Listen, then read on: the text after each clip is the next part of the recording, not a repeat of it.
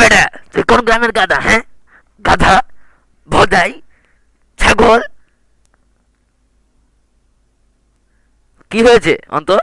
এই হারামজাদারা সবসময় আমার খেতে উঠতেছে, এটাই এই ব্যবসার সমস্যা। এ বেটা, এটা কি হয়েছে? হ্যাঁ,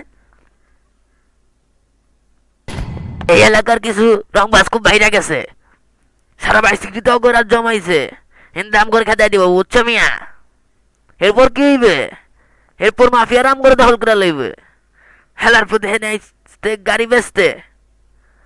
জাহাঙ্গীর, কুচ্ছা জাহাঙ্গীর, কুচ্ছা, তুই ওরে ওই এলাকায় লয়ে যাবি, ওর জন্মে শিক্ষা দিয়া দেবি তুই। ওই তুই আবার কি ভাবতাছস? হ্যাঁ, তুমি এখানে কি করছো? তুই এখানে কেমনে আইছো? আরে হালার পুত, অন্তর আমার বাইরে আজিমপুরে করে স্থানে পাঠাইছ। ও তো তোমাকেও মেরে ফেলবে।